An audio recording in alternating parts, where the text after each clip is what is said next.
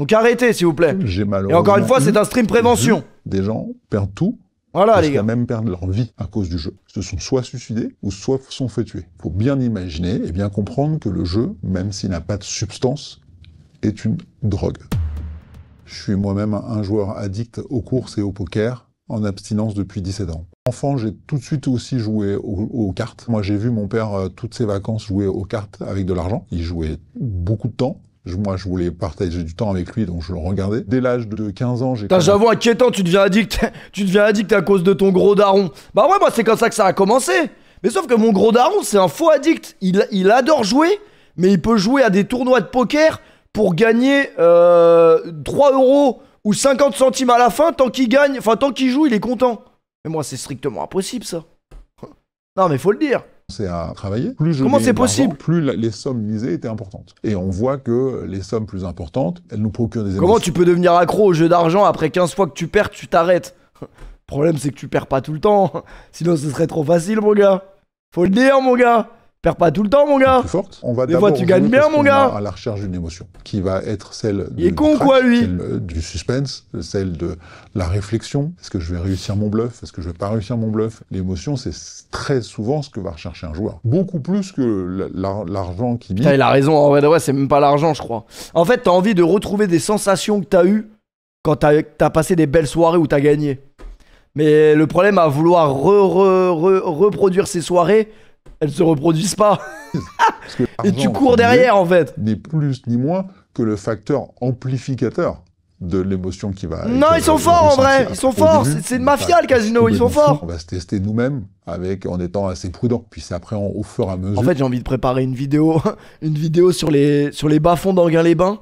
Mais j'ai juste peur d'un truc. C'est que si je poste la vidéo sur YouTube et tout, et qu'elle marche un peu, je sois banni d'Anguin-les-Bains.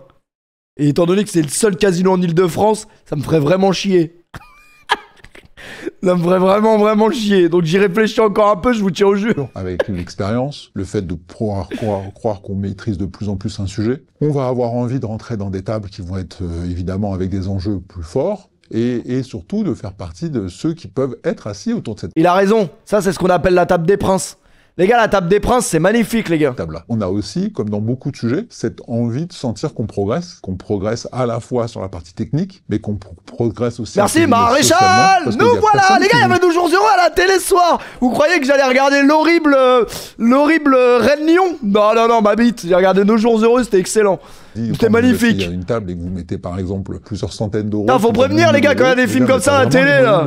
Est-ce que tu te mets pas en risque? Non, personne ne la pose cette question. Je jouais la journée aux courses et le soir j'allais au poker pour me refaire. Tu joues de l'argent que normalement tu n'aurais pas joué, tu perds de l'argent que tu n'aurais pas dû perdre. Non, en vrai, je pense que c'est à partir du moment où tu joues de l'argent que tu dois pas jouer que c'est dangereux. Si vraiment tu joues avec tes économies, j'avoue, c'est chaud. La somme, c'est pas vraiment... Salut Célia, ça va ou quoi? C'est quel impact a cette somme perdue sur ton quotidien? Quel mal de tête ça va te laisser derrière toi? Parce que le pire de tout, c'est justement de se dire j'ai joué quelque chose que j'aurais pas dû jouer, j'accepte pas la défaite, donc il faut que je me le rattrape. En vrai de vrai, si vous jouez votre argent à vous, c'est de l'argent que vous pouvez pas perdre techniquement, parce que vous en avez besoin pour vous alimenter, pour sortir, faire les courses et tout. En vrai de vrai, si vous volez l'argent à un proche à vous, c'est pas vraiment vous que vous vous mettez en danger, c'est votre proche. C'était simple, c'était un... Non mais faut le dire aussi les gars. Faut le dire. C'est pas vraiment vous que vous vous mettez en danger là. Une après-midi aux courses qui s'est mal passées et un soir... Mais c'est un stream prévention les gars, avant tout. Et là on se dit mais donc là on est dans la merde parce qu'il faut justifier le fait qu'en fait je peux plus partir en vacances. Donc c'est là où tu vas demander à des gens, tu peux pas me prêter de l'argent. On est au coup, en fait je vais quand même y aller, je peux pas me permettre de dire que j'ai plus d'argent pour partir en vacances. Et donc, il y a des gens qui vont nous aider. Donc, on doit de l'argent à des gens. Et puis après, derrière, on doit les rendre. Et à partir de là, commence à engranger une autre émotion qui est extrêmement négative. Je suis pas accro au jeu d'argent, j'aime juste parler au croupier. Sur le quotidien. J'aime juste parler au croupier, les gars. Qu'est-ce qu'il faut que je fasse? Comment je vais m'en sortir? C'est pas une addiction? J'ai failli tout perdre, en fait. À l'époque, j'avais ouvert un commerce. Si jamais je continuais à jouer, j'étais sur le point de le perdre. J'ai évidemment eu une femme et des enfants. Et j'ai vu que cette femme... Merci Ki62 pour le resub. Plusieurs reprises, était sur le point de pour le sub offert à Squeezie, merci beaucoup. Toutes les personnes Squeezie qui ne va jamais se poser devant un stream de l'horrible Péfut. Il faut le dire aussi. Autour de moi. Il faut le dire. Surtout que j'étais malade. J'avais une vraie maladie, j'étais addict au jeu, parce qu'en fin de compte, c'était beaucoup plus fort que moi. J'avais à l'époque des enfants qui avaient 5 ans. Non, par contre, aller au casino alors que t'as des enfants, c'est une dinguerie, il faut le dire aussi. Les deux seules personnes au monde à qui j'avais jamais menti. Il y a des gens qui ont des enfants dans le chat, si on est le combien? Pour vérifier un truc? Un jour dans ma vie, le regard de la déception qui sortent des yeux de mes enfants. Ils ont aujourd'hui 22 et 18 ans. C'est une dinguerie d'offrir un sub à Squeezie alors qu'il y a des mecs qui sont là tout le temps. Vous leur offrez même pas de sub. Le plus beau des challenges, c'est d'abord celui-là que j'ai réussi à relever. Parce que là, pour le coup, après 17 ans d'arrêt, c'est la chose pour laquelle je suis le plus... Putain, ça fait 17 ans, il a arrêté. Merci Neikos pour le resub. Moi, ça fait un jour. Faut être lucide. J'ai arrêté là, les gars. Ça fait un moment.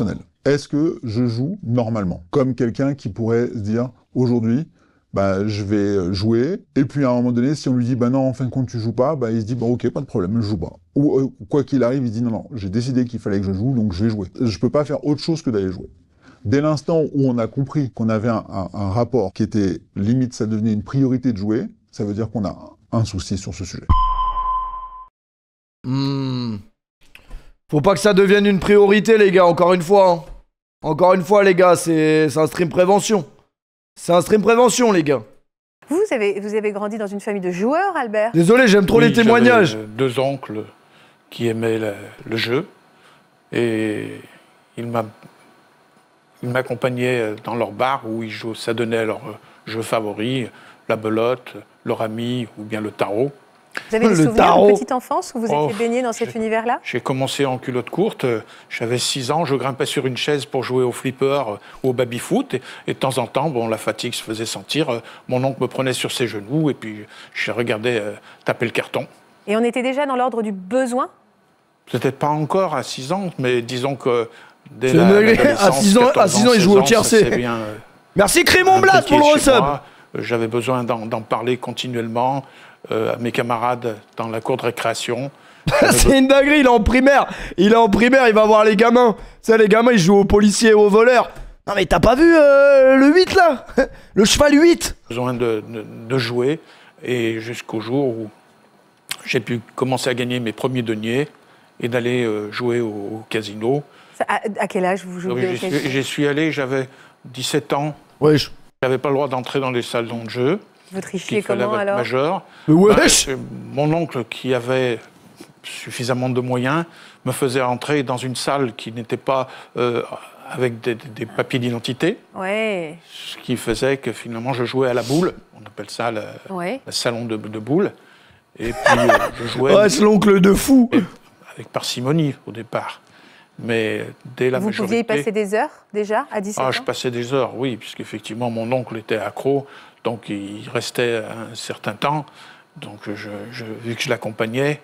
Qu'est-ce que vous ressentiez, en fait? Qu'est-ce qu'on ressent, alors, adolescent ou pas? C'est quoi la boule, wesh? Est-ce que vous pouvez essayer de me décrire ce plaisir du jeu? C'est une quête de gagner toujours plus, et puis celle d'après, ça va être la bonne? C'est ça, c'est en fait toujours de vouloir défier... c'est un grec, la boule, maître kebabier, c'est excellent. Le monde du jeu. C'est une roulette à 7 chiffres. Voilà, exactement, de devenir le maître des jeux. Vous avez eu un métier après, j'imagine? Oui, bien sûr, j'ai commencé mon métier tout jeune en tant qu'aide comptable. Ensuite, j'ai été VRP quelques temps, et puis après, je suis devenu mon propre chef d'entreprise. Mais votre salaire devait y passer, en fait? J'ai passé tous mes salaires, mais non seulement mes salaires. Ça peut être pas mal, ça. J'allais emprunter à la famille, aux amis. Et vous leur disiez pourquoi, ou vous disiez pas? Ils se doutaient, puisqu'ils me connaissaient en tant que flambeur.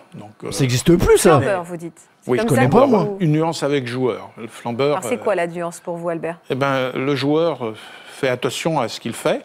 Quand il joue, il se fixe un montant, une somme pour jouer. Qu'il gagne ou qu'il perde, il s'arrêtera. Tandis que le flambeur, il continue jusqu'à effectivement la fermeture du casino. Ah ouais. Voilà, alors donc ce qui fait que... Vous avez... Mais là, mais c'est un stream prévention, mais le problème c'est que quand je préventive, ça vous donne envie de jouer. C'est vous qui avez un problème avec le jeu, les mecs. Vous avez fait des faillites, vous avez préventive juste. J'ai dû déposer mon bilan, oui, en 1993. À cause de ça, clairement? Oui, à cause de ça. Et personne n'a essayé de vous raisonner, le mot n'est pas adéquat. On va en parler de Kipembe, on va parler du PSG un peu après, là.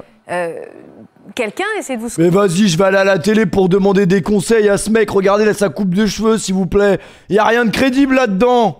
Non mais sérieusement. On dirait le mec qui a créé la machine pour Retour vers le futur. Faut aller se faire foutre. Non mais bref.